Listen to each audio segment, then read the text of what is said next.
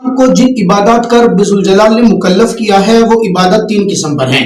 Number جن کو بدنی عبادت کہا جاتا ہے، جس میں انسان کا صرف بدن استعمال ہوتا ہے، جیسے نماز ہے اور روزہ وغیرہ ہے۔ عبادت جن کو مالی عبادت کہا جاتا ہے، جن کے اندر انسان اپنا مال خرچ کرتا ہے، جیسے زکوٰۃ ہے، عشر وغیرہ ہے۔ اور نمبر تین وہ جو ان دونوں عبادات کا مجموعہ ہے، یعنی بدنی بھی اور مالی بھی، جیسے حج ہے اور اسی طرح جہاد۔ آج کی ویڈیو میں موجودہ وقت کی ضرورت کو مد نظر رکھتے ہوئے آپ حضرات کے سامنے صرف اور صرف مالی عبادت کے حوالے سے گفتگو کریں گے، کیونکہ موسم چل رہا ہے گندم کی فصلوں کی پکائی کا، کٹائی کا۔ اس وقت کے اندر بہت سارے دوست احباب رابطہ کرتے ہیں عشر کے مسائل سیکھنے کے لیے، تو یہ پوری ویڈیو کے اندر ہم کوشش کریں گے عشر کے مسائل آپ حضرات کی خدمت میں بیان کریں۔ پہلے تو یہ ذہن نشین فرما لیجئے کہ عشر جو ہے جس فصل کے اوپر لازم ہوتا ہے، وہ عشر دینے والی فصلیں دو قسم کی ہیں۔ ایک تو وہ فصل ہے جس کو پانی پلانے کے لیے، جس کو سیراب کرنے کے لیے پانی کے اوپر خرچہ ہوتا ہے، ٹیوب ویل کا پانی لگتا ہے یا اسی طرح کوئی مول کا پانی، خرچے والا پانی لگتا ہے۔ اس فصل کے اندر عشر لازم اور واجب ہوتا ہے۔ دوسرے نمبر پہ وہ فصل ہوتی ہے جس کے پانی پلانے کے اوپر خرچہ نہیں ہوتا، بارانی پانی ہوتا ہے، نہری نظام ہے، مفت کا پانی اس کو لگ رہا ہے، جس کے اوپر خرچہ نہیں ہو رہا، اس کے اندر نصف عشر یعنی 20واں حصہ لازم ہوتا ہے۔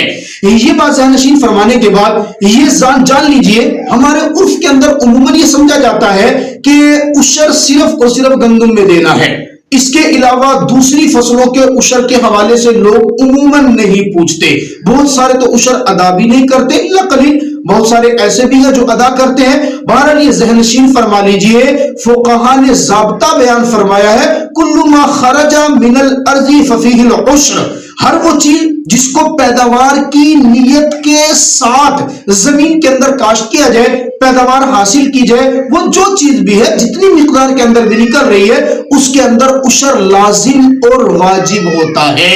اب اس اصول کے ذہن نشین فرما لینے کے بعد آپ دیکھ لیجئے، اگر زمین کے اندر پھلوں کو کاشت کیا گیا، درخت لگائے گئے، یہ زمین کے اندر کوئی بھی فصل لگائی گئی، گندم ہے، جو ہے، باجرہ ہے، تل ہے، کوئی بھی فصل لگائی ہے اور مقصد اس کو کاشت کرنے کا، فصل حاصل کرنا ہے، مقصد بنا کے کاشت کیا گیا تو اس کے اندر عشر لازم ہوگا۔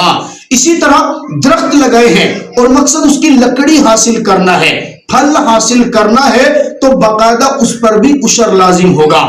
ہاں وہ چیز جس کو کاشت کرنے یعنی کاشت نہیں کیا گیا، مقصد بنا کے نہیں اگایا گیا، بلکہ وہ خود بخود اگ گیا، جنگلی گھاس ہے یا کوئی درخت ہے وہ خود بخود اگ گیا، اس سے سایہ حاصل کر رہے، تو اس کے اوپر عشر نہیں ہوتا۔ عام طور پہ لوگ بڑے بڑے ایک جنگلات لگاتے ہیں لکڑی حاصل کرنے کے لیے، پھر اس کو فروخت کرتے ہیں، اس کے اندر بھی عشر دینا لازم اور واجب ہوگا۔ اچھا، بعض درخت ایسے ہوتے ہیں جن کے اوپر سال کے اندر 2 مرتبہ یا 3 مرتبہ پھل لگتا ہے۔ بعض سبزیاں ایسی ہوتی ہیں کہ جن کو ایک بار کاٹ لیا جائے تو پھر دوبارہ وہ سبزی اگ آتی ہے۔ تو ایسی سبزیوں کے بارے میں یہ جان لیجئے کہ ایک مرتبہ فصل کو کاٹنے کے بعد جو کٹی ہے اس کے اوپر بھی عشر لازم ہوگا، جب دوبارہ اس کو کٹائی کریں گے تو بھی عشر لازم ہوگا۔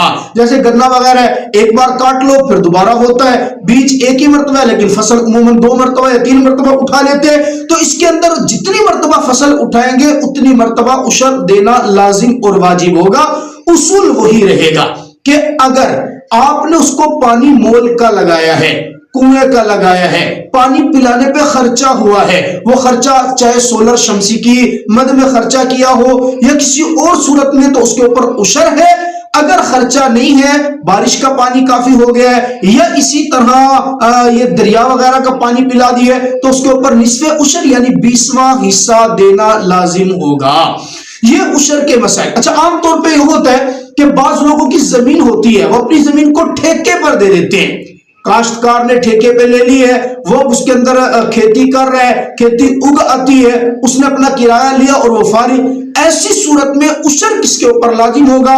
ذہن نشین فرما لیجئے کہ اب عشر لازم ہوگا اس کے اوپر جس نے کاشتکاری کی ہے، جس نے کرایہ پہ دی ہے، مالک نے، اس نے تو اپنا کرایہ لے لیا ہے، جس نے کاشت کیا ہے उशर सिर्फ वही अदा करेगा। बाज मर्तबा भाई वाली होती है कि जमीन मेरी है, खर्चा आप करें, खर्चा करने के बाद जो पैदावार है वो आधी आधी कर लेंगे या जो भी परसेंटेज रखते हैं, तो जिसके हिस्से में जितनी पैदावार आएगी वो उतनी पैदावार का उशर अदा करेगा। उसी उसूल पे कि देख लेगा कि इसके ऊपर पानी पिलाने पे खर्चा आया था या नहीं, खर्चा आया था तो 10वां हिस्सा, खर्चा नहीं आया था तो 20वां हिस्सा उशर का अदा कर लें।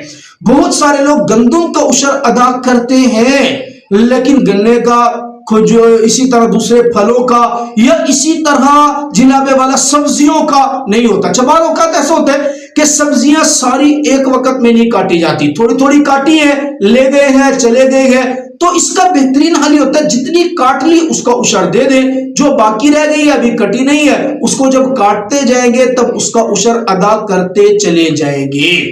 अब रहा मसला यह कि उशर देना किसको है, उशर जो लाजिम हो गया ये किसको अदा करने, ये भी एक बहुत बड़ा मसला है कि उशर को अदा करने का जो मसरफ है वो वही है जो ज़कात के मसारिफ हैं। हर वो शख्स जिसको आप ज़कात दे सकते हैं, हर वो रिश्तेदार जिसको आप ज़कात दे सकते हैं उसको आप उशर भी दे सकते हैं। जिसको आप ज़कात नहीं दे सकते, जिसको आप रिश्तेदार को ज़कात नहीं पहुंचा सकते, वहां आप उशर भी नहीं दे सकते।